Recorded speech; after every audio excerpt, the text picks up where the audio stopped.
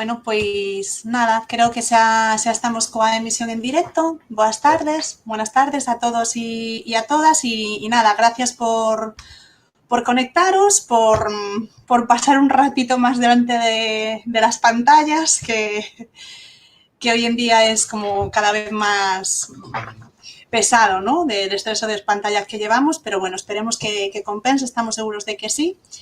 Y nada, bienvenidos al sexto seminario que organiza Arquitectura sin Fronteras Galicia. Es el seminario Hábitat a escala humana que se lleva realizando desde hace, bueno, pues ya 6 ediciones. Y bueno, comenzamos esta nueva edición con el título que hemos elegido, así un poco rimbombante, Entre paradigmas, tiempos y espacios para la vida y la educación digna. Y bueno, lo hemos organizado en esta ocasión en 3 sesiones, únicamente en un formato online por las circunstancias que estamos viviendo, ya más que conocidas, y bueno, nos pareció más seguro, digamos, hacerlo de esta manera y más eficaz, ¿no? Como sabéis, las personas que seguís el seminario, un poquito el tema central siempre es el derecho al hábitat digno, ¿no? Cuando pensamos en hábitat, muchas veces lo primero que pensamos es en esa dimensión física del hábitat, incluso en la medioambiental, ¿no? en la dimensión natural. Pero bueno, obviamente el derecho al hábitat, el hábitat digno, implica muchas otras dimensiones que desde Arquitectura sin Fronteras, en cualquiera de sus áreas de trabajo, siempre intentamos tener en cuenta, ¿no? y trabajar.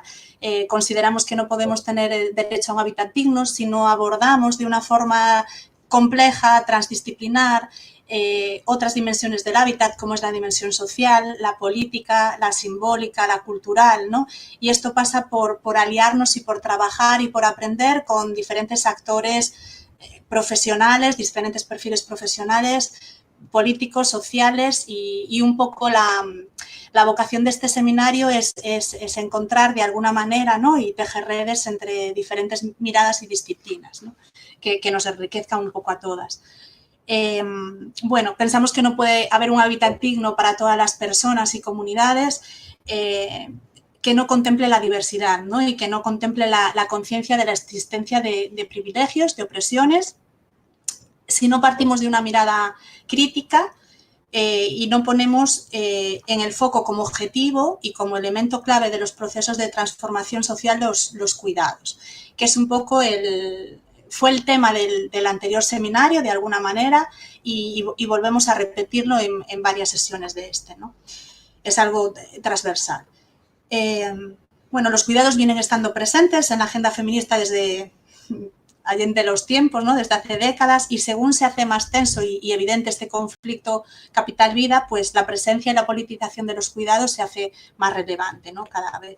Hablamos de autocuidados, hablamos de cuidados de las personas, de los grupos, de las relaciones, del entorno físico y natural. Y en este momento, ¿no? Estos últimos meses, con la vivencia global de la pandemia, pues de alguna manera nos viene a poner de manifiesto, ¿no? Y a poner delante del foco el maltrato a este ámbito, actividad elemental para nuestra vida, ¿no? que tenemos escondido, que tenemos relegado ahí entre bambalinas y que parece que ni con esta vivencia está tomando la importancia que debiera, ¿no? Siguen estando, ¿no? maltratados y bueno, y un poco en la cara B, ¿no? de nuestro día a día. Entonces, bueno, queremos darles espacio de nuevo y queremos, seguir pensando, practicando y aprendiendo, ¿no? Cómo podemos poner esto en el centro de nuestro trabajo, de nuestras acciones en cualquier ámbito y en la educación con más razón. Y para hoy, en esta primera sesión, nos acompaña, tenemos la suerte y queremos agradecer mucho a Sara Carro Ibarra. Ella es, pertenece a la cooperativa Fira Lagulla, que están ubicadas en Barcelona, pero su radio de acción creo que es un poquito más grande y con el mundo online pues ya internacional, por lo menos virtualmente. Y bueno, el título de su charla son los cuidados en el centro de las organizaciones y los contextos educativos. Sara es licenciada en Historia y es diplomada también en Cultura de Paz. Y bueno, acompaña a escuelas, a institutos a enfrentarse con los retos cotidianos. Un poco nos interesaba contar esta experiencia de ellas, ¿no? Que ya nos va a traer hoy en esos contextos que son tan complejos también, y en el que tratan, ¿no?, de ayudar a crear comunidades donde poder ensayar el mundo como lo soñamos, dicen ellas, libre de violencias, potenciando relaciones que nos hagan crecer y ser más nosotras mismas. Las herramientas del teatro del oprimido, de la psicología orientada a procesos, pues son métodos muy importantes, ¿no?, en su trabajo, en los que se ha formado y ha profundizado, y que utilizan el trabajo tanto con jóvenes como con adultos. Y bueno, el trabajo de Fila la Agulla, os animamos, hemos difundido, bueno, su web, la pondremos también después en el enlace, para que podáis investigar un poquito lo que hacen, todos sus ámbitos de trabajo, ¿no? Es una cooperativa especializada en el ámbito socioeducativo, trabajan también en el ámbito terapéutico, en el cuidado, pues como nos va a hablar Sara, ¿no?, de organizaciones, de grupos, de personas, y bueno, y desde ahí es una tribu que está desarrollando una gran tarea y que nos encanta seguirlas. Así que nada, te agradecemos muchísimo a ti, a tus compañeras, por el trabajo que hacéis y por venir a contarnos hoy un poquito de eso, ¿no? A coger un poquito de energía para seguir. Muchas gracias, Sara. Nada, va a hacer Sara su exposición y si os parece, al final podéis ir todos y todas participando con preguntas tanto en el chat de YouTube como el de la sala de Jitsi, y yo iré tomando nota y al final pues abrimos un tiempito para compartir y preguntar. Muchas gracias. Muy bien, buenas tardes. Buenas tardes. Sí. Me voy a apagar el micro para... Ahí.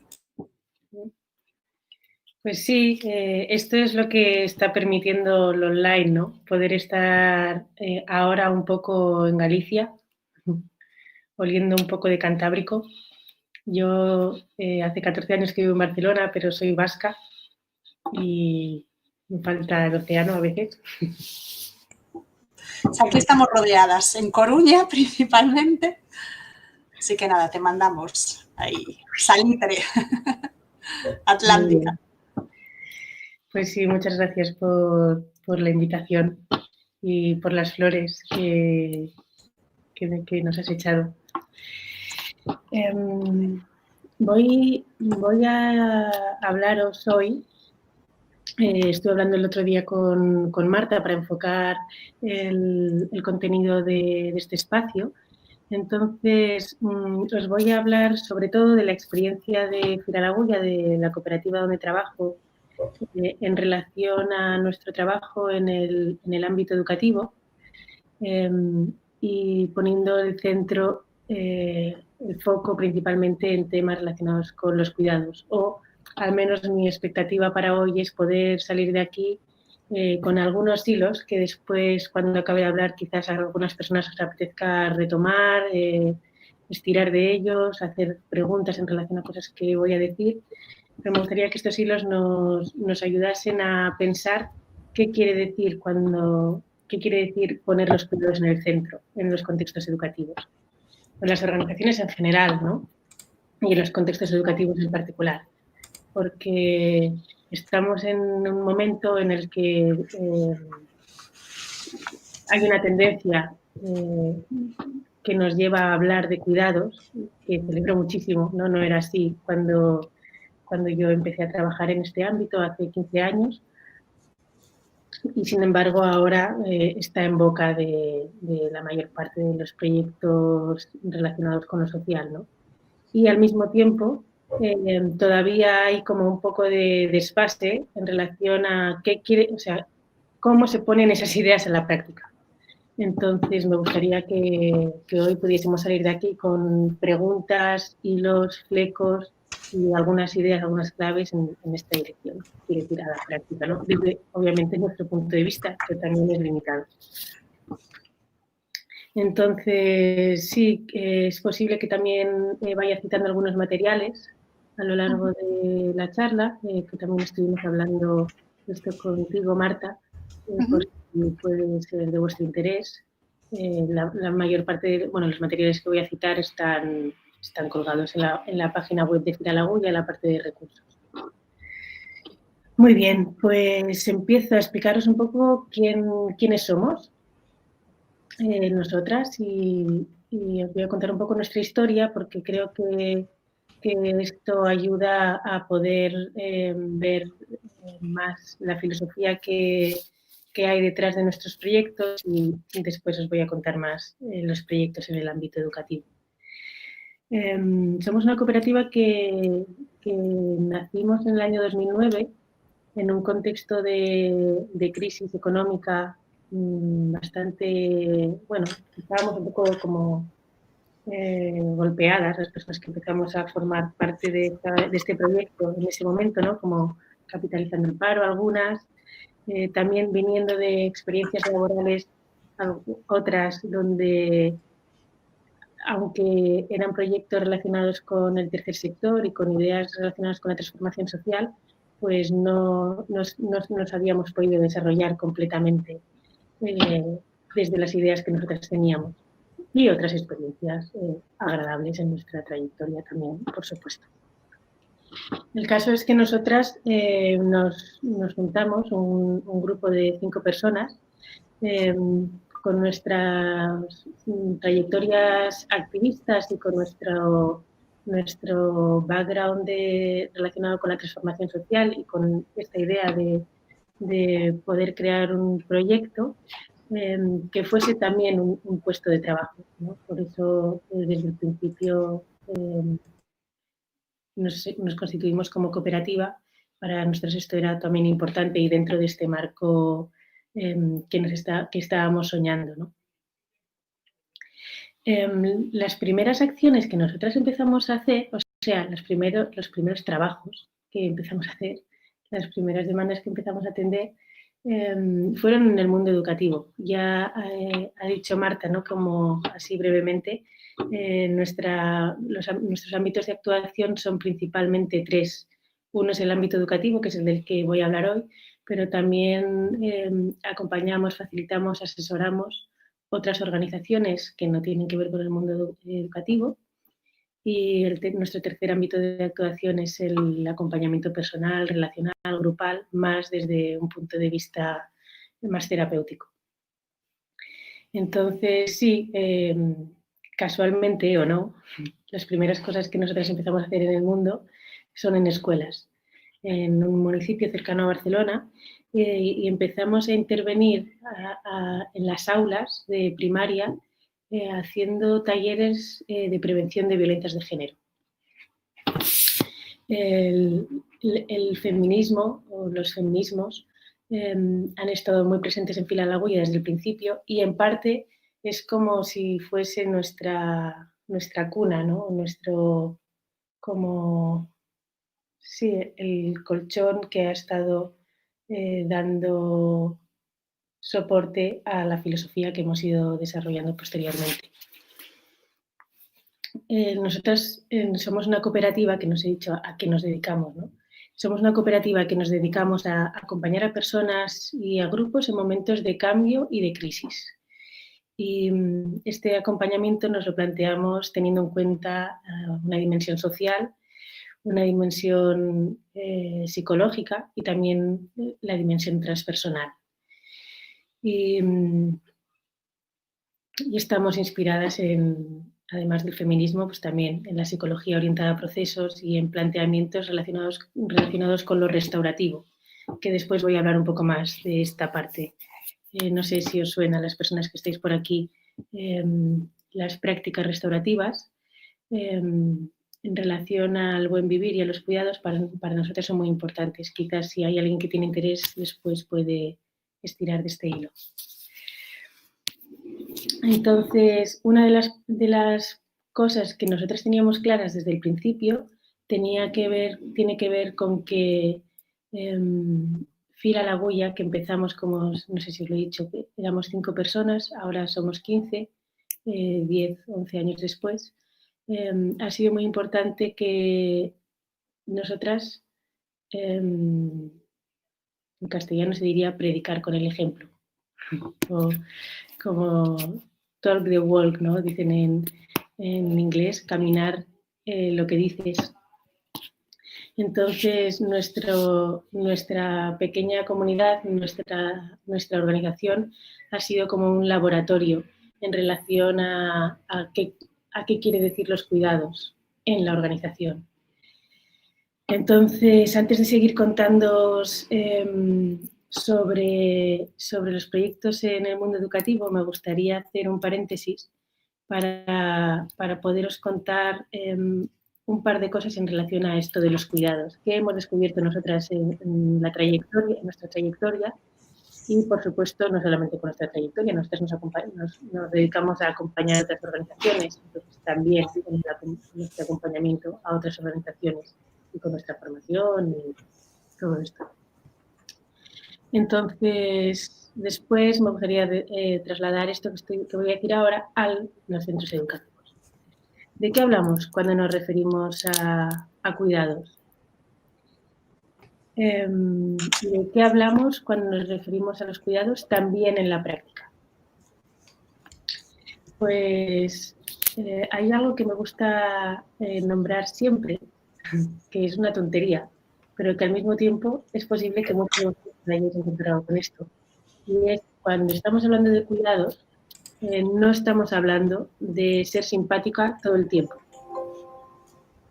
ni de no poder discutir con un tono alto, o tener que tener un estilo comunicativo determinado que todo el mundo debería aprender el mismo. Es algo evidente, pero que muchas veces, casi como inconscientemente, es como una creencia que solemos tener, ¿no?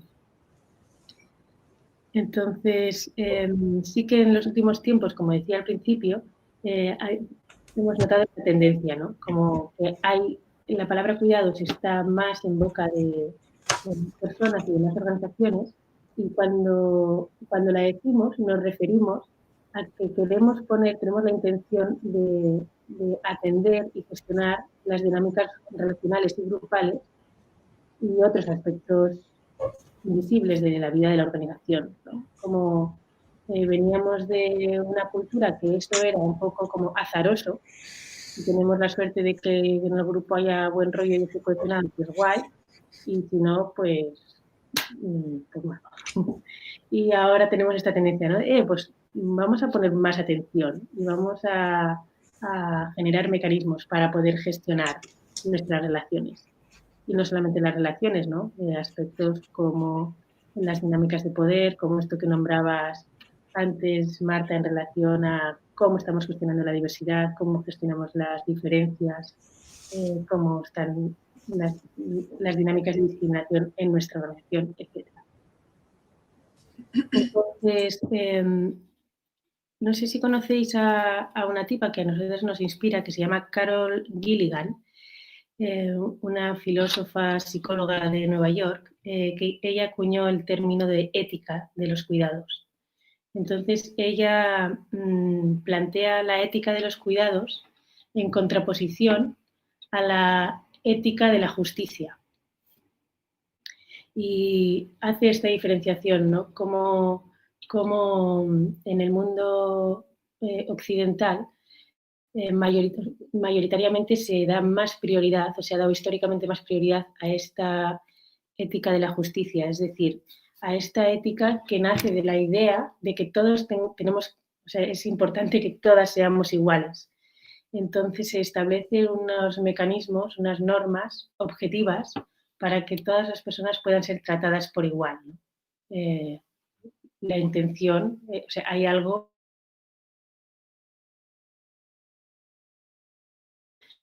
se margina completamente todo esto que ella engloba bajo el término de ética de los cuidados, que es una manera de entender la justicia de una manera más subjetiva, ¿no? Basada en cada caso, teniendo en cuenta que las relaciones son una red, no son algo aislado, y linka con todo esto que otras compañeras después han empezado a llamar, han empezado a englobar bajo el paraguas del ecofeminismo, etcétera, ¿no? Entonces, sí, para nosotras es importante tener en cuenta las dos tendencias, ¿no? Tanto todas las partes son importantes, la ética de la justicia, por llamarlo de esta manera, o sea, toda esta parte más objetiva y también esta parte más subjetiva, ¿no?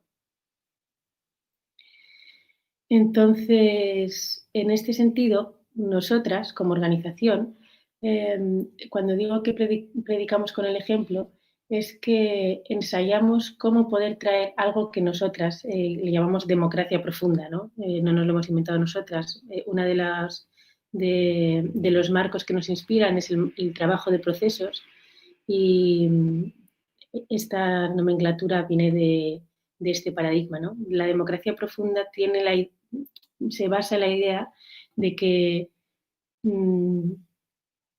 es importante dar la bienvenida a todo lo que está pasando, a todas las partes de la experiencia humana. Yo cuando trabajo en el mundo educativo muchas veces, o cuando trabajo con niños y niñas, hablo de una obra de teatro, ¿no? Es importante todos los papeles. Entonces, esto es una actitud ante la vida y ante la experiencia humana que sí, que nos interpela para que podamos abrir nuestra curiosidad a fenómenos que no son tan agradables. Por esto decía al principio, ¿no? Tener los cuidados en el centro no tiene que ver con ser amables. Ser amables está muy bien, pero también es importante poder abrir nuestra curiosidad hacia fenómenos más desagradables, como los conflictos, como la discrepancia, como las subidas de tono a veces, o el dolor o las emociones fuertes. O sea, digamos que todos los problemas, ¿no? Todos los actores, todas las actrices del campo son importantes. Entonces, dicho esto,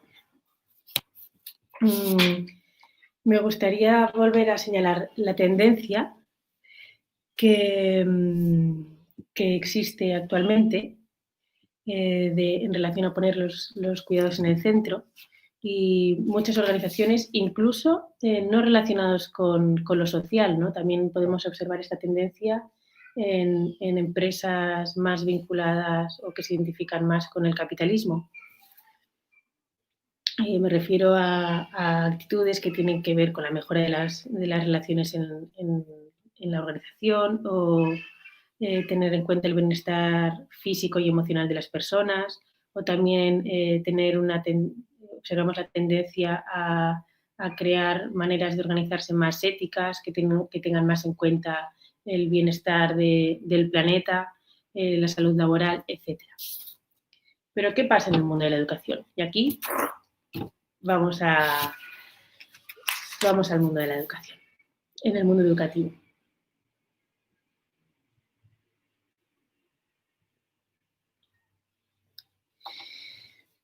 Pues una de las cosas que observamos, es que en el mundo de la educación va, por un lado, por delante en esta tendencia y por otro lado, por detrás. Entonces, por delante, ¿por qué? Porque si te lees un proyecto educativo de un centro educativo de hace 10 años o incluso de hace 15, puedes encontrarte elementos en relación a la atención a la diversidad o a las intenciones en relación al bienestar de la comunidad, al bienestar de las personas, que son, o sea, que ninguna organización fuera del mundo educativo, no sé si ninguna, pero pocas organizaciones fuera del mundo educativo estaban contemplando. Entonces, por detrás, ¿por qué? Porque al mismo tiempo que está pasando eso, la mayor parte de las organizaciones del mundo educativo están inmersas en un sistema tan grande, y no por grande, que no se puede hacer diferente, que tienen una inercia que no ayuda a poner el foco en el cuidado de las personas desde el punto de vista de la organización. Y me explico. estos proyectos de los que estoy hablando ponen el foco en la atención a la diversidad, por ejemplo, o en el desarrollo integral de los niños y de las niñas, ¿no? De los jóvenes y de las jóvenes. Pero no hay un foco puesto hacia adentro de la organización. Y aquí es donde hay sí, iba a decir problema y estaba buscando otra palabra. Pero sí, aquí hay un zip. Voy a poner un ejemplo concreto. Nosotras, en los proyectos integrales que realizamos en escuelas, que después os contaré un poco más sobre ellos, son proyectos en los que acompañamos a un centro educativo a poder realizar los cambios que necesita para mejorar aspectos en relación a la convivencia de la comunidad educativa. Entonces, uno de los puntos fuertes de estos proyectos tiene que ver con la mirada restaurativa que os comentaba antes. Es decir, generar una cultura que ayude a las personas a poder hacerse cargo, hacerse responsable del impacto que tienen en los demás. Es algo bastante contracultural, ¿no? Como el aprender a hacer eso. Y también, poder generar una cultura de la reparación del daño y de la restauración de las relaciones, ¿no? Entonces, una de las herramientas que utilizamos para esto son los círculos de palabra. Quizás algunas personas habéis escuchado hablar de estas técnicas. Básicamente, los círculos de palabra son una técnica, por llamarlo de alguna manera, que no lo llamarían así las personas que lo utilizan dentro de sus comunidades, pero pongamos este nombre. Una técnica que ha sido utilizada históricamente, ancestralmente, por todas las personas que han vivido en comunidad, que cuando tenían algo a gestionar, se ponían en círculo y hablaban. Hay diferentes rituales que ayudan a poder hablar. A veces los círculos de palabras se utilizan para conocernos más y con un objeto de palabra, la persona que tiene el objeto habla, si quiere, de la pregunta que se haya lanzado, y cuando no tienes el objeto, escuchas lo que las otras personas que van teniendo el objeto van diciendo, ¿no? Entonces, estos círculos pueden ser círculos para conocernos mejor, pueden ser círculos de indagación en relación a un tema, pueden ser círculos para la toma de decisiones, pueden ser círculos para tratar temas que necesiten un contenedor emocional, por ejemplo, temas relacionados con duelos o temas relacionados con aspectos difíciles de hablar y que a la vez es tan necesario e importante que sean tratados en la comunidad, porque la comunidad teje. Entonces, también, perdón, la última cosa, me he quedado con el teje y me he ido al momento actual, ¿no? Como necesitamos retejernos. Perdonad. Y también son estos rituales, estos círculos nos ayudan a poder conflictuar de una manera segura. Entonces, una parte de la formación que yo hago en centros tiene que ver con aprender sobre las prácticas restaurativas y a utilizar los círculos. Entonces, en general, las maestras, las profesoras están muy interesadas en aprender esta técnica para utilizarla con los alumnos. Pero digamos que lo más importante de lo que yo estoy acompañando a hacer tiene que ver con generar una cultura. Entonces, lo más importante es que las profesoras, es que el centro educativo, es que la organización incorpore esta manera de entender las relaciones y de entender la organización desde su organización. Los niños y las niñas no necesitan aprender una técnica concreta, necesitan mamar una cultura organizacional que te deje ser. Entonces, aquí estamos en Marta, el otro día me preguntabas por dificultades, ¿no? Retos. Intentar ir a un centro educativo y decir, esta es la herramienta que os va a ayudar a no sé qué, pues nos damos cuenta que no es lo que acaba de funcionar, ¿no? Por supuesto, es muy útil. No quiero tirar piedras sobre mi propio tejado o sobre el tejado de nadie que esté aquí, que esté entrando con un pie dentro y fuera de los institutos o de las escuelas llevando alguna herramienta concreta. Desde mi experiencia personal creo que es súper útil, incluso entrar solamente un día a un aula y hacer una intervención que le puede cambiar la vida a alguien, ¿no? No estoy diciendo que no sea útil. Y al mismo tiempo sí que es muy importante que si, por ejemplo, continuando con el ejemplo del círculo de palabra, que sea la propia organización que utilice esa herramienta para poder gestionarse ellas mismas. Entonces, voy a seguir con la trayectoria de Fila la Goya, que he empezado contándoos que nuestras primeras incursiones en el mundo fueron talleres de prevención de violencias de género en las escuelas de un municipio cerca de Barcelona.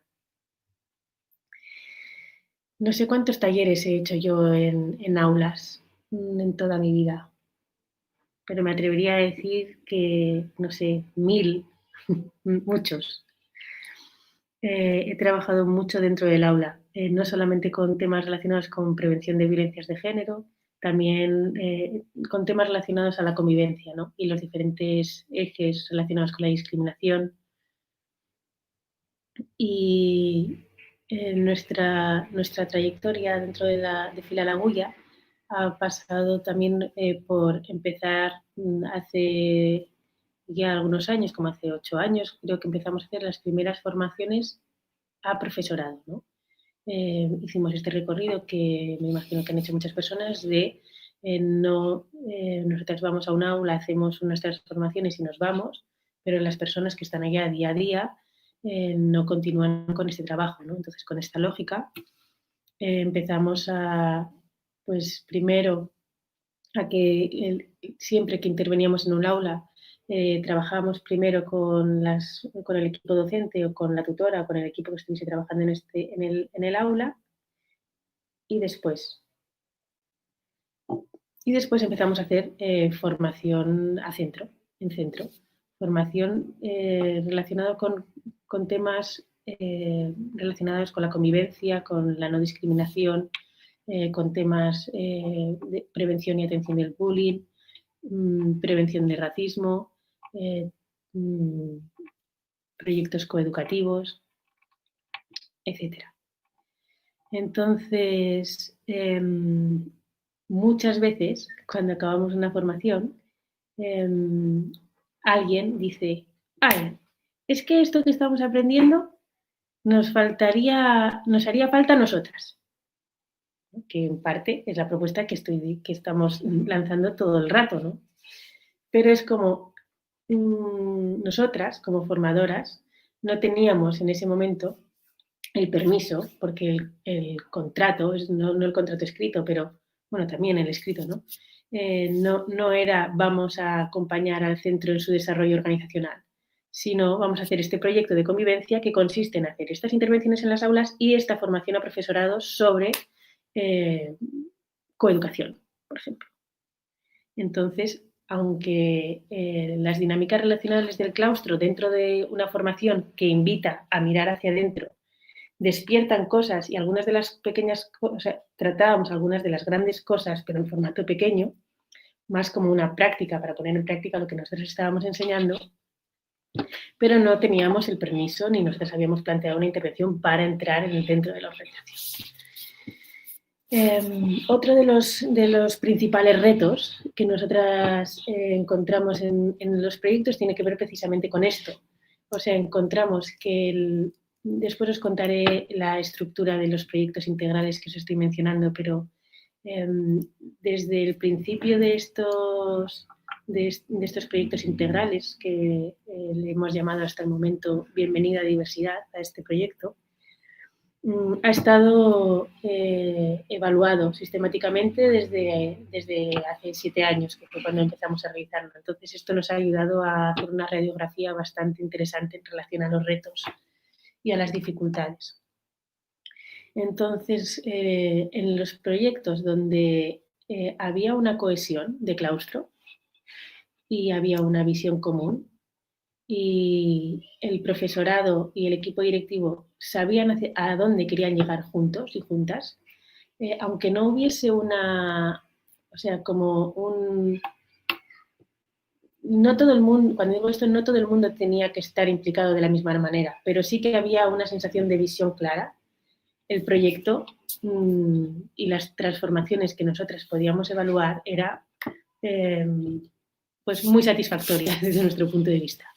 Y sin embargo, nos hemos encontrado que en algunas ocasiones, o en bastantes, bueno, sí, digamos, en algunas ocasiones, nos hemos encontrado con que el hecho de que el equipo directivo estuviese apostando por una dirección y por una formación, cuando todo el claustro no estaba hacia ahí, se veía como, pues ahora tenemos que hacer esto, pues esto no lo queremos, ¿no? Entonces, la formación y todo el proyecto en general era diferente a nivel de resultados desde el punto de vista de la transformación del centro. Entonces, sí, esto es un tema.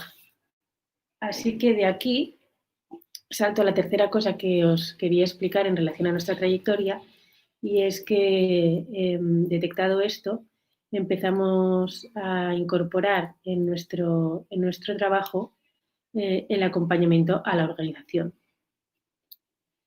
¿Qué quiere decir esto a la práctica? Pues que antes de nosotras, anteriormente, cuando entrábamos en un centro educativo, obviamente teníamos una, dos, tres reuniones con la dirección para explicar ese proyecto, para saber más sobre el centro, etc. Pero no con una óptica de vamos a trabajar juntas también en el desarrollo organizacional.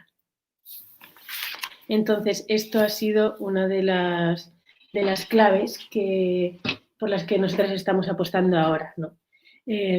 Cuando podemos trabajar con la organización en aspectos relacionados con los cuidados, que en verdad es lo que vamos a trabajar también con los niños y niñas, las niñas y los jóvenes del centro, pues esto nos hace que los resultados sean diferentes. Entonces, voy a mirar un momentito el tiempo. Perfecto. ¿Qué trabajamos cuando hablamos de los cuidados en los centros educativos desde el punto de vista de la organización? Trabajamos temas relacionados con la cohesión de equipo, que es la parte que la mayor parte de la gente asocia cuando hablamos de cuidados, que es una parte muy importante, pero no es la única.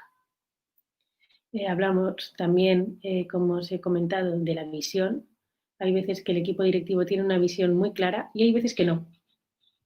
Entonces, si la visión no está clara en relación a los temas que vamos a tratar, en relación a la convivencia, trabajamos juntas para tener una visión clara y poderla, si no consensuar, comunicar claramente al equipo que está trabajando ese curso en la escuela. Digo ese año porque esta es otra de las dificultades, ¿no? Que me imagino que también os encontréis las personas que trabajan en el mundo educativo con un pie dentro y fuera. Sara, disculpa un momentito. Cuando hablas de la visión del equipo y del claustro y de... Bueno, detalla un poquito a qué te estás, para poder ahí tener más claridad de qué estás hablando.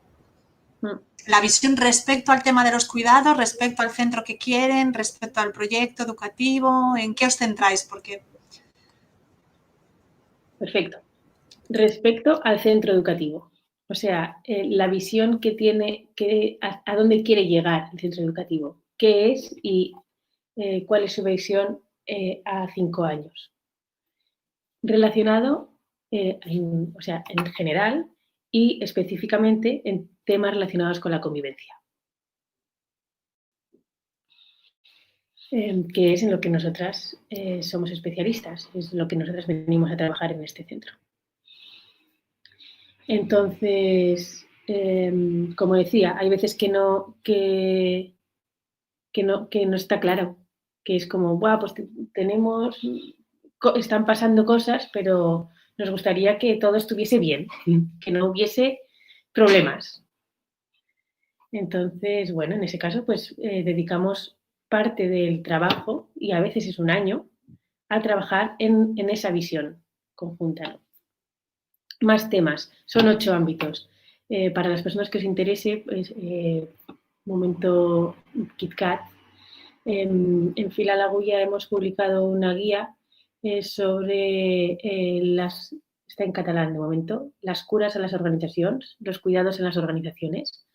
Es una guía que en breve estará colgada en la página web, todavía no, pero si os interesa podéis escribir a info@filalagulla.org y mi compañera os enviará el PDF. Es una guía que permite hacer un autodiagnóstico de la organización para tener más información sobre cómo estamos en relación a los cuidados. Entonces, en esta guía hemos subdividido el tema de los cuidados en estos 8 ámbitos que os estoy detallando ahora. Uno, como he dicho, es la cohesión de equipo, el otro es la visión. En este caso, gracias por la pregunta, Marta, en relación a la convivencia. 3, el liderazgo y el uso del poder. Cómo es, también qué ideas tienes en relación a esto, cómo te gustaría que fuese, cómo está siendo en realidad. En las personas que trabajáis en el mundo educativo sabréis que esto es un lío, porque en general el ámbito educativo es un ámbito muy jerarquizado, pero la gente que trabaja allá no tiene una cultura jerarquizada, en el sentido de que, por ejemplo, las directoras de los centros ahora están haciendo una formación específica, hay una formación específica, pero la formación específica no está basada en cómo acompañar a los equipos y cómo gestionar tu propio poder cuando eres la jefa, ¿no? Nadie, o sea, el término jefe en el mundo educativo está completamente desterrado, y a la vez como que implícitamente tiene que ver con esta cosa de lo queremos hacer entre todos, pero en verdad no, como a eso me refiero cuando digo lío. 4, los conflictos. ¿Qué mecanismos se tiene a nivel de organización? No estoy hablando con el alumnado, sino entre el profesorado, para gestionar los diferentes problemas, discrepancias, conflictos. Cómo la organización se plantea poder enriquecerse de estas diferencias, ¿no? Porque nos decimos, sí, en la educación queremos una educación que valore la diferencia. Vale, pero es que la diferencia nos gusta mucho cuando es una diferencia como la mía. Entonces, ¿qué mecanismos tiene la escuela, el centro educativo, para poder lidiar con esto? Y no solamente lidiar para que no sea algo que nos haga mucho daño, sino para poder conflictuar de una manera que nos ayude a conectar con la inteligencia colectiva y nos ayude a poder conectar con el propósito personal y colectivo de este centro, ¿no? De esta escuela. El quinto punto es la gobernanza y la organización interna. No todos los centros educativos, obviamente, igual que no todas las personas, no todas las organizaciones, nos organizamos de la misma manera. Entonces, ¿cómo es y cómo quiero que sea? Dinámicas de discriminación y gestión de agresiones. Lo tenemos en cuenta cuando estamos trabajando con niños y niñas, en el mejor de los casos, o hay esa voluntad, ¿no? Yo no me he encontrado nunca con ninguna profesora que diga, no, yo, o sea, no quiero atender esto en la clase, después no se sabe, etcétera, etcétera, pero sí, entre nosotras, en el grupo de adultas, ¿cómo lo estamos gestionando? Y 2 cosas más, los sistemas de retroalimentación y de feedback. Muchas veces las críticas están en los pasillos, como en muchas organizaciones, ¿no? No hay veces que las escuelas, los centros educativos no cuentan con sistemas de darnos feedback apreciativo, muy importante. Cuando hablo de feedback, no solamente son críticas, ¿no? Y también crítico. Y esto tiene que ver, o sea, en el mundo educativo es bastante interesante lo de darse feedback, porque en el sistema educativo el fantasma del evaluador, de quién lo hace bien y quién lo hace mal, y aunque haya un trabajo detrás que promueva una cultura diferente, es como que sobrevuela. También porque muchas de nosotras hemos estado traumatizadas, por decirlo de alguna manera, por el sistema educativo que hemos vivido, ¿no? por nuestra etapa de escolarización. Entonces, es un sistema que constela el que lo hace bien y el que lo hace mal. Y eso dificulta en el mundo educativo poderse dar un feedback crítico que te ayude a mejorar. No solamente tu práctica educativa, sino también como parte de esta organización, ¿no? Y por último, la gestión del estrés. ¿Qué mecanismos tiene el profesorado, tiene la organización para la gestión del estrés? Las que trabajáis en el mundo educativo, pues ya sabéis de qué estoy hablando, ¿no? De esta sensación de no hay tiempo nunca para nada, etcétera, etcétera. ¿Ok? ¿Qué hacemos con esto? ¿Es así como queremos funcionar? Y si es así, ¿qué apoyos nos vamos a dar? Etcétera. Entonces,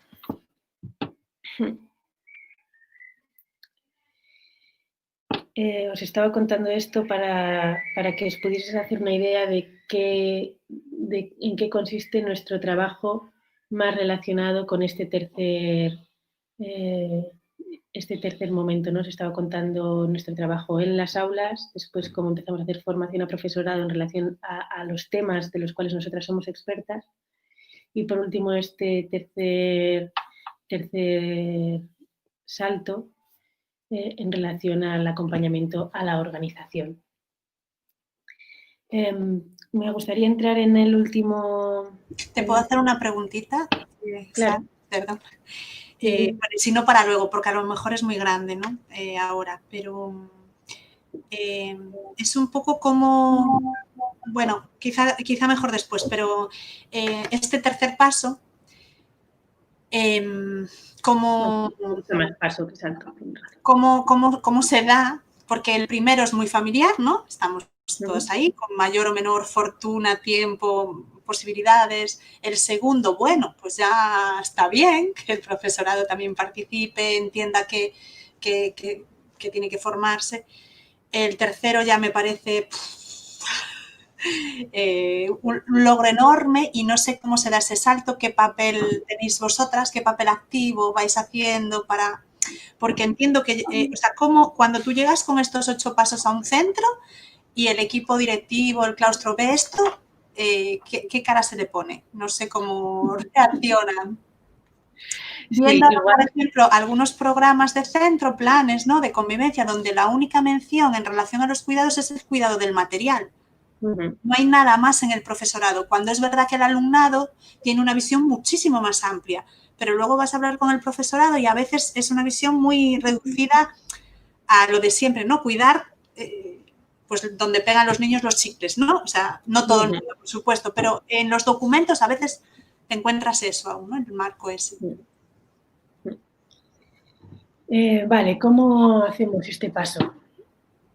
Bueno, primero me gustaría aclarar que... Sí, perdona, si prefieres seguir, porque igual es una pregunta un poco grande ahora, no sé. No, está bien, creo que está bien. Estos 8 ámbitos de los que os he hablado son ámbitos de actuación. No quiere decir que la propuesta que le hagamos al centro sea tratarlo todo.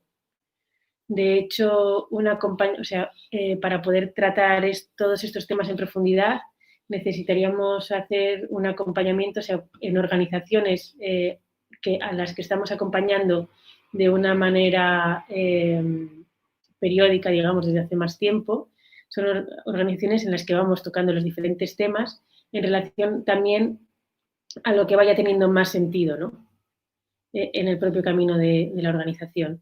Entonces, digamos que en estas primeras entrevistas con la dirección es que nosotras también tenemos algunas ideas de qué sería más significativo hacer.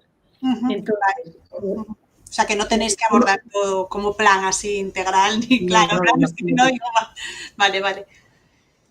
Entonces, lo que sobre todo ha cambiado desde la formulación de nuestros proyectos, porque en Fila la Agulla nuestra financiación es sobre todo privada, en el sentido que nos contratan diferentes organizaciones, pero en el ámbito educativo sobre todo es pública. Trabajamos gracias a contrataciones de la administración, subvenciones, y en algunos casos son los propios centros educativos los que vienen a buscarnos, con recursos propios de la AFA o subvenciones que hayan pedido por su parte, etc. Vale. Entonces, lo que hemos cambiado en nuestro enfoque también desde la redacción de proyectos es el pedir permiso para poder abordar temas relacionados con la organización. Y ese permiso, por supuesto, te lo tiene que dar todas las personas con las que tú vas a intervenir, pero sobre todo, en un inicio, el equipo educativo. Nosotras nos encontrábamos que en medio de una formación sobre conflicto, imagínate, de estas formaciones del paso 2 del que os estaba contando, ¿no? Y estás explicando, pues mira, las fases del conflicto, es mejor abordarlo aquí que no aquí, que que pipipi. Vas a la práctica y se ha generado el momento, el clima, para que el conflicto latente que hay en la escuela empiece a ser nombrado. O, si no es nombrado, se empieza a sentir la tensión, ¿no? Porque tú estás como generando un clima para que eso pueda ser hablado. Pero tú no tienes ni en el presupuesto, ni en el programa, ni nada, pues espacio para poder hacer un acompañamiento organizacional. Entonces, este ha sido un cambio de chip a la hora de poder abordar nuestros proyectos. Y también, digamos que podemos apoyarnos en nuestra trayectoria de expertas en acompañar organizaciones, que cuando iniciamos nuestro camino en la cooperativa, no lo éramos, yo al menos, ¿no? Yo vengo más del mundo educativo y ha sido al cabo, con el tiempo que me he ido formando más en acompañamiento organizacional, pero no ha sido, por eso os contaba como la historia, ¿no? Entonces, ahora, cuando accedemos, o porque un centro nos viene a buscar para hacer un acompañamiento integral, o bien porque de nosotras tenemos una subvención y buscamos centros, en las primeras entrevistas con el equipo directivo, las hacemos desde este enfoque, pidiendo este permiso. De momento, siempre nos lo han dado. Si no nos lo diesen, pues tendríamos una conversación interesante y después unas decisiones a tomar. En general, las escuelas con las que trabajamos están abiertas. Por eso acceden a trabajar con nosotras, me imagino. Vale, gracias. Vale. Tengo bastantes cosas más que decir y veo que son las 7. No sé si crees que podría ser interesante. Lo que iba a contar a continuación era más esto que hablamos en nuestra conversación, Marta, de aterrizar más en qué consisten estos proyectos de los que estoy hablando, en relación a las acciones, con quién trabajamos, cómo involucramos a la comunidad, etc. Pero yo no sé si sería interesante pararme aquí y abrir un momento un poco de escuchar a las personas que estáis aquí, que nos estáis escuchando, si tenéis algún interés especial o queréis compartir vuestra experiencia también, y así quizás después pueda cerrar explicándoos esta pequeña experiencia de este proyecto o otras cosas que sean más interesantes hoy.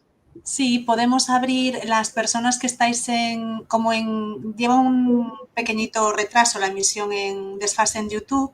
las personas que están en el grupo aquí en la sala de Jitsi, si alguna quiere intervenir con el audio, abrir el vídeo, pues estupendo. Cualquier pregunta o aclaración o eso, aportar, ¿no? También alguna anécdota, experiencia propia. Y igualmente la gente que está viéndolo por YouTube puede ponerlo en el chat que tiene a disposición. Damos unos segundillos. Pregunto yo una cosilla, mientras tanto. Claro. Sí. Juan. ¿Cuál es el papel de las AMPAs en todo este proceso? ¿Lo trabajáis con ellas? ¿Quedan aparte? No sé, ¿qué rol juegan según vuestra experiencia? Un rol muy importante. Esto tiene que ver con lo que iba a explicar ahora, Juan, así quizás me das como el pie a explicar lo que os iba a decir. Nosotras, generalmente, cuando planteamos un proyecto en una escuela, idealmente, planteamos un proyecto en 2 fases. Una primera fase en la que nosotras tenemos un programa que consensuamos con el equipo directivo, como se venía diciendo, y una segunda fase en la que estamos abiertas a seguir el proceso del propio centro educativo, porque cada centro es un mundo y necesita cosas diferentes, ¿no? Entonces, las acciones que proponemos en esta primera fase, las familias tienen un papel muy importante. Trabajamos, o sea, digo todas las cosas que hacemos, trabajamos con el profesorado y con el equipo de monitores, monitoras de comedor, personal no docente. Intervenimos en las aulas, como os he dicho, y con las familias lo que proponemos, dices el AFA, ¿no? Generalmente... Bueno, aquí en Galicia, Asociación de Pais e Nais, o sea, Asociación de Padres y Madres del alumnado. Por eso, estaba diciendo como que a veces en la escuela esta organización es potente, es decir, que hay una organización de personas que están, que se juntan y están haciendo cosas. Y hay en otras escuelas que no. O hay en otras escuelas donde hay conflicto entre el equipo directivo y la asociación de familias. Entonces, esto es un tema a tener en cuenta también. Muchas veces hemos trabajado, la mayor parte de las veces trabajamos con esta asociación y otras veces creamos un grupo motor, si esto no existe. Pero en todo caso, el trabajo con las familias creemos que es fundamental. ¿En qué consiste? Hacemos unas primeras entrevistas con las familias que tienen ganas de participar en el proyecto. Puede ser del AFA o no. Después planteamos 1, 2 o 3 sesiones, depende, para explicar el proyecto y empezar a trabajar algunos de los temas claves. Por ejemplo, discusiones en relación al racismo o en relación al bullying o en relación a la coeducación o en relación al castigo y las prácticas restaurativas. Entonces, hacemos primero unas sesiones solo con las familias para poder generar vínculo y también para poder ver cómo es la organización, cómo son las relaciones, etc.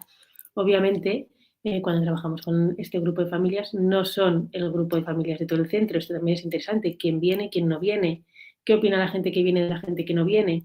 Aquí puedes tener mucha información en relación al clasismo, o sea, en relación a los prejuicios relacionados con el género, relacionados con el racismo, etc. Y después lo que potenciamos a lo largo del curso son lo que le llamamos espacios de encuentro entre toda la comunidad educativa. Y esto es una parte fundamental que ayuda al proyecto a que pueda cuajar cuando nosotros nos vamos.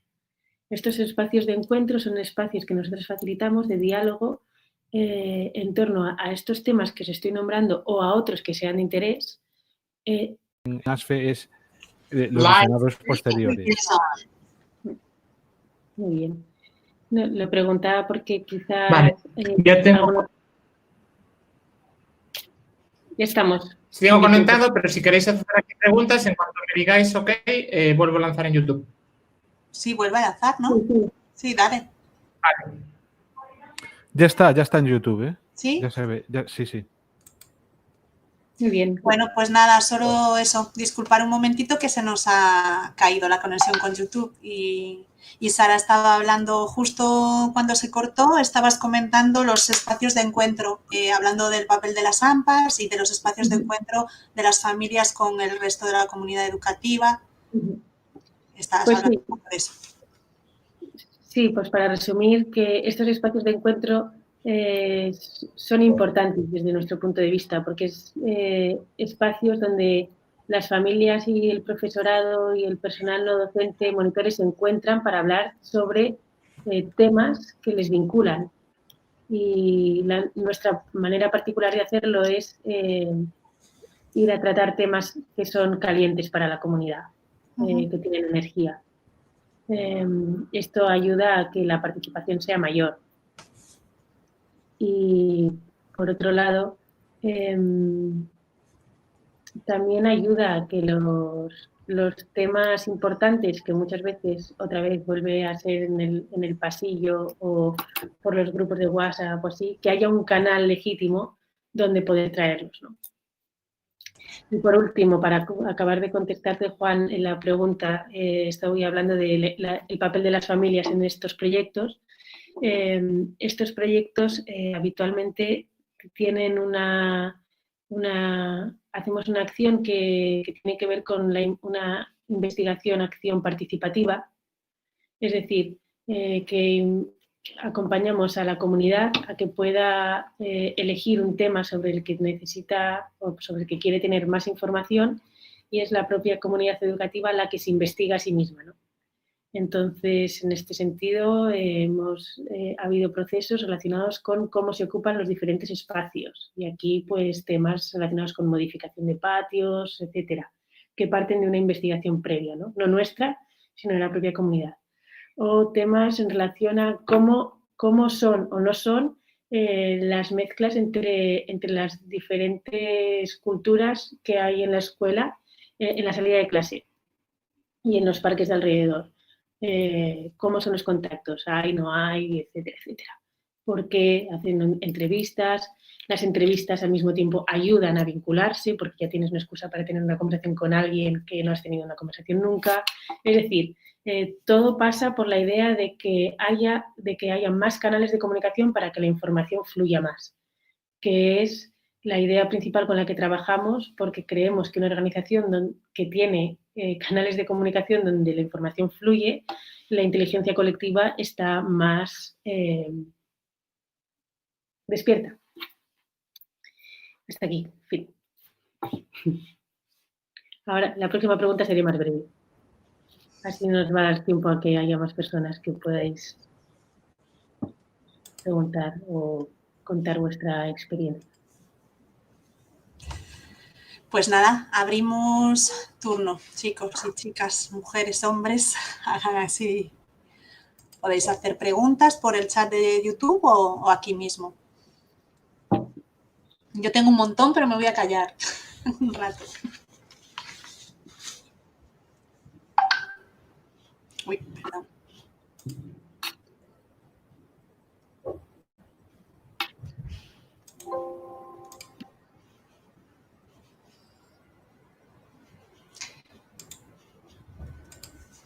Sara, te voy a decir yo, te voy a comentar una mientras la gente se los piensa. A mí me parece un proceso, tú hablabas antes de lo contracultural, de las prácticas restaurativas, ¿no? A mí me parece en general todo contracultural, es decir,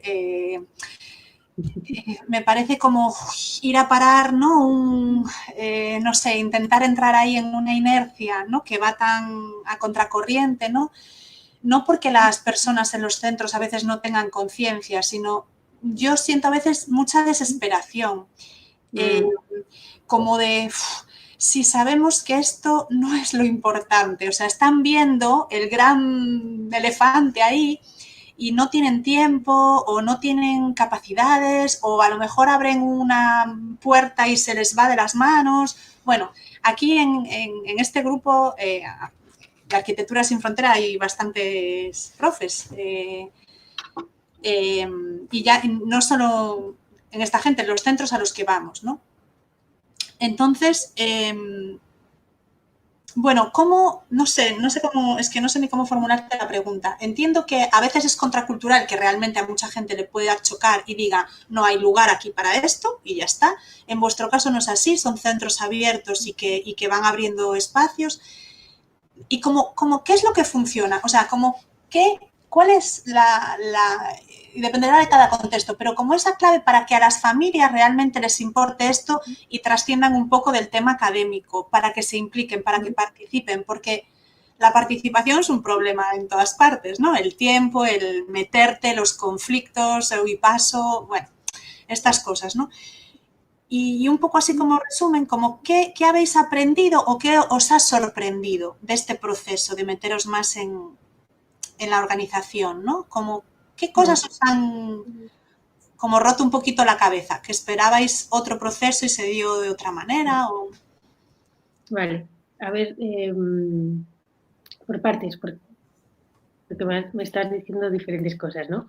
Primero, el tema de la desesperanza. Sí. Yo también. O sea, que os estoy explicando todo esto como desde el lado brillante, ¿no? Estos son... cuando digo yo también, empatizo, o sea, también sé de muchas profesoras, igual que seguro que igual hay gente que está escuchando esto, ¿no? Que siente, que está sintiendo ese peso de la desesperanza a mitad de curso con una movida que te has encontrado, que no hay tiempo para... que no te... Bueno, en fin. Sí. Sí. También esta sensación de ves tantas cosas que se podrían hacer, pero a la vez por dónde se empieza y cómo nos podemos organizar para que esto sea de una manera que nos haga bien a todo el mundo. O sea, esta sensación de sí, la comparto también. Me preguntas sobre la participación. Y sobre como la motivación, ¿no? Ante esa cosa enorme, por dónde le atajo, los conflictos, como que, no sé, ¿qué veis ahí? ¿Qué lucecitas se enciende para que la gente...?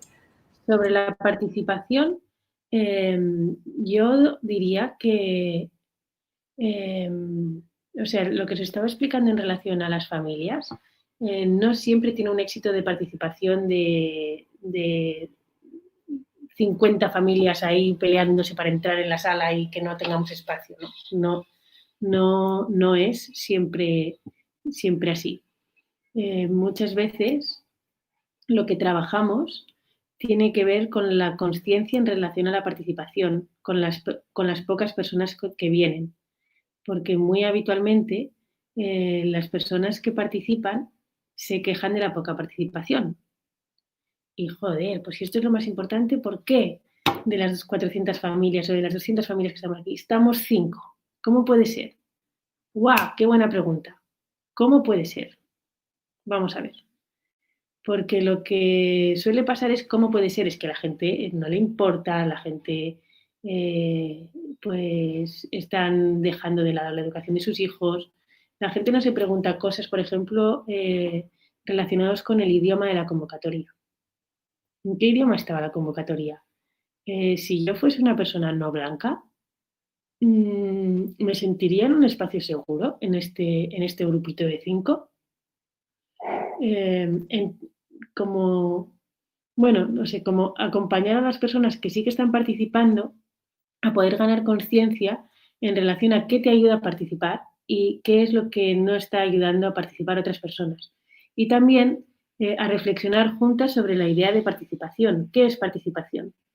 Participación, ¿no estamos considerando participación que venga una madre de la cual probablemente el grupo de madres blancas no sepa ni el nombre, y que se lleve a 6 niñas de la clase de su hija a jugar al parque mientras que sus madres están trabajando, pero que tampoco sabemos su nombre porque nunca se lo hemos preguntado. O sea, es como que esa participación no se tiene en cuenta. Entonces, sí, hay una parte relacionada con la participación que es blanca y es racista, por ejemplo, en los centros educativos. Sara, mira, hay una pregunta de una persona del Diario de la Educación y que comenta que cómo intervenir en centros en los que la comunidad está muy dividida y cómo de complejos llegar a acuerdos. Ala. Cuando la comunidad está dividida, eso es muy grande. Por ejemplo, ¿qué querrá decir? Estaría bien ir a ejemplos concretos, ¿no? Porque cuando la comunidad está dividida, ¿qué querrá decir? Estoy pensando, por ejemplo, en momentos que hemos intervenido en situaciones donde ha habido casos de assetjament, de discriminación, de acoso, que ha hecho que la situación entre niños y niños haya pasado a la situación, a un conflicto abierto entre familias y en ocasiones entre algunas familias y la dirección. Entonces, la situación en ese caso, por ejemplo, está muy escalada, ¿no? Es difícil tener un diálogo. Entonces, en ese caso es importante, o sea, yo me lo imagino como si fuese una maraña súper liada y lo que se necesita es encontrar un hilo y empezar a estirar poco a poco, ¿no? ¿Cómo se puede estirar de ese hilo? Haciendo entrevistas individuales. Si la comunidad está dividida porque ha habido un daño, es importante tener siempre el permiso, el consentimiento de las personas que han recibido daño. Por ejemplo, si hay un caso de acoso, es muy importante hacer los pasos que sean en comunicación con la familia de la persona que ha sufrido acoso. Esto provoca unos malos entendidos en las escuelas que alucinas, porque se toman unas medidas que después, para la persona que ha sido acosada, no son sanadoras, son retraumatizadoras, por ejemplo. Esto hace que la familia escale más, que, no sé, que llame a la prensa y o que haya familias, por ejemplo, yo he vivido situaciones en las que unas familias repartían chapas en la puerta que ponía aquí se vive bullying y otra parte de la escuela que estaba haciendo como resistencia en esta escuela no hay bullying, ¿no? Como sí y no, como cosas de este tipo. Entonces es importante poder contar con este consentimiento, es importante hacer medidas que sean reparadoras. Las entrevistas individuales ayudan a poder tener un mapa más. El mapa no es el territorio, pero sí un mapa que te ayude a tener un poco más de información y después, en la medida de lo posible, poder tener encuentros restaurativos. Encuentros restaurativos de a poco, sí. De a mucho, depende de la situación. Vale, mira, te voy a poner aquí en el chat porque sí que desarrolló un poquito más esto. Decía que comentaba sesiones, lo puedes ver en el chat, en las que se visibilizan conflictos que puede haber entre el equipo directivo docente y las familias, que imagino que sobre el modo en el que se hacen ciertas cosas, o cuando aparecen ese clasismo y racismo y la divergencia entre lo que se quiere hacer en el centro y lo que ocurre realmente. Bueno, yo creo que tocaste varias... Sobre el racismo igual me gustaría añadir que... bueno, es igual. Bueno, no voy a decir porque ya lo he empezado, ¿no? Algunas veces o muchas veces en relación al racismo no hay mucha división. ¿Por qué? Porque la conciencia que se tiene sobre el racismo es baja. Y las personas que sufren el racismo muchas veces están solas. Entonces no hay división. Hay personas que están sufriendo esta movida y otras que no se dan cuenta de que esto está pasando. Entonces sí, quería como hacer este apunte, ¿no? Porque me parece que este es uno de los de las asignaturas pendientes que tenemos en el marco de la educación para el desarrollo, de proyectos que estamos impulsando el buen vivir. No sé cómo es en Coruña o en Galicia, pero... Bueno, pues imagínate, porque todavía la población que no es autóctona es mucho más minoritaria de lo que pueda ser, tanto en número como en poder, como en todo. Entonces, pues mucho más solapado todo, ¿no? Como la cuestión del capacitismo, ¿no? Eso eres tú contra el mundo, o sea, no hay... Sí, creo que un poco igual. Y quería también, perdona, Judith, que ha puesto aquí, pero si quieres abrir, Judith, como estás en la sala, tiene una pregunta. Si la quieres hacer tú, bueno, abres tu micro y ya está. Hola, Judith. Hola. Bueno, pues nada, primero pues enhorabuena por todo ese súper trabajo. Nosotros desde Miudiño, bueno, al final fue genial porque en un momento que parece que estás sola, el hecho de ver otras cooperativas que bueno, os enfrentáis casi a los mismos problemas, ¿no? Y entonces nosotros siempre decimos y siempre abogamos por la importancia de la unión entre las asociaciones de padres y, bueno, entre AMPAs y equipos directivos. Y es complejo, es un mundo complejo el de la educación. No parecía tan difícil cuando empezamos el proyecto. Me surge una pregunta, y es si a vosotros también os surge como un deseo de respuestas inmediatas, de varitas mágicas, ¿no? Nosotros trabajamos en exteriores, trabajamos en patios, y es así de, dámelo ya, ¿no? Dámelo hecho, pero con poco esfuerzo también, ¿no? Por parte de la comunidad. Nosotros cuando hacemos la formación, tanto para profesores como para familias, es una formación potente porque aparte del tema de más físico, ¿no? De espacios, trabajamos muchos aspectos pues, de resolución de conflictos, bueno, como que simplemente es como una excusa para poner sobre la mesa bueno, cuestiones que pueden parecer importantes, ¿no? Vistas desde fuera. Y es como agotador, porque ese día de la sesión todo el mundo sale ahí como súper convencido y después hay una ausencia de respuesta total y absoluta, que es como súper frustrante, y después ese hecho de, no, es como demasiado complicado lo que me planteas, me implica demasiado esfuerzo, y lo que busco realmente es algo rápido, instantáneo, ¿no? De poder aplicar ya, y hay veces que hay procesos cognitivos y emocionales que no son de rápida aplicación, ¿no? Bueno, era eso. Venga, muchas gracias. Sí, pues gracias por compartir tu experiencia también. Estoy pensando dos cosas en relación a esto, que me parece que con esta pregunta vamos a, probablemente sea la última. Así que quizás también me ayudes a cerrar. Dos cosas. Una, otra vez esta desesperanza, ¿no? Que se vive en el mundo educativo, tanto si entras y sales, como también si estás completamente dentro. En plan de, guau, tío, ¿cómo se hace? Y esta cosa de que parece que se enciende la chispa y que después hay otras cosas que pasan por delante y esto queda más olvidado. Sí, supongo que estamos a las puertas de un cambio cultural. Marta, tú empezabas diciendo que incluso ahora que parece que tendría que ser como, ¡guau!, es el aprendizaje del confinamiento y de toda esta movida que tenemos entre manos, que ahora sí vamos a poner en el centro los cuidados y que íbamos a salir a la calle y que íbamos a encontrar olas de personas con esta actitud. Pues no. Entonces, no, y al mismo tiempo yo creo que es una tendencia y nuestro trabajo consiste en picar piedra. Así que, bueno, ánimo.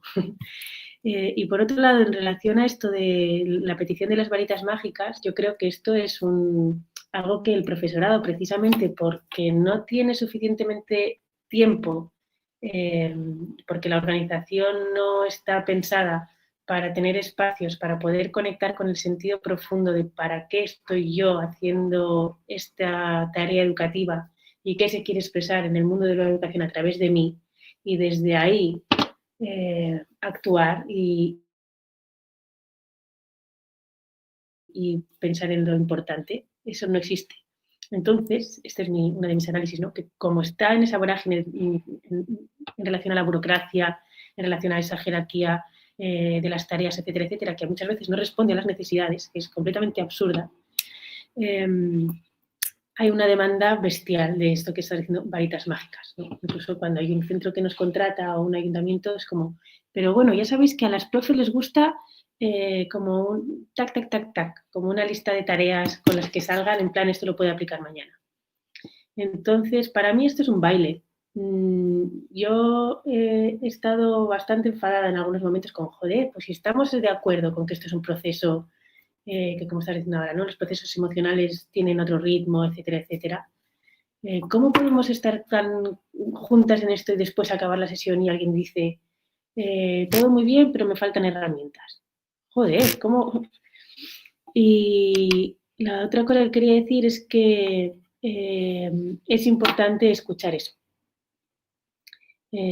Nosotras, por ejemplo, que somos muy de estar con el proceso, en estas evaluaciones que os comentaba, muchas veces había bastantes comentarios de esto, pues muy guapo, tal, no sé qué, pero herramientas. Entonces, orientamos el proyecto a poder crear estas herramientas. Es decir, poder acabar el curso con un toolkit, ¿no? con una caja de herramientas aplicables ya. En este sentido, las prácticas restaurativas nos han ayudado mucho. Voy a coger una de esas varitas mágicas que tengo aquí en la estantería. En plan, hablamos de resolución de conflictos. Vale, pues la gente se acaba la sesión y se va con una tarjetita, ¿no? Uy. ¿Qué? Ah, ¿no se ve? ¿O sí? Ah, no, así. ¿Se lee? Porque en mi pantalla no, porque está al revés. Ah, no. Bueno, pues, o sea, con una tarjeta en plan, ¿qué preguntas le puedo hacer a la persona que ha hecho daño? En vez de preguntarle por qué, le voy a preguntar, ¿qué ha pasado? ¿Qué estabas haciendo qué estabas pensando cuando lo has hecho? O sea, es decir, no les voy a contar este rollo porque estamos cerrando, pero que sí, que les pillo el rollo, ¿sabéis? Y al acabar la sesión yo les doy su cosa. Que aparte es, efectivamente, tenían razón. Es así como se puede ir generando ese cambio de cultura. Porque si no, es muy difícil que en un sistema que exige tanto de las personas que están dentro, a un ritmo que no es el suyo, o sea, que no nos deja conectar con el ritmo natural que las personas que están trabajando en la educación necesitarían conectar, pues entiendo que cuando salgas de allá, por mucho que te la hayas flipado, pues vayas a otra cosa. Pero si te metes tu tarjetita en el bolsillo, al día siguiente, cuando tengas el marrón en clase, te la vas a sacar y vas a aplicar lo que aprendiste ayer. ¿Sí? Como digo esto, digo pues algo de esto en cada sesión. Bien, pues Marta. Pues nada, llegó la hora, porque si no me secuestra un poquito más. Nada, pues muchísimas gracias, Sara.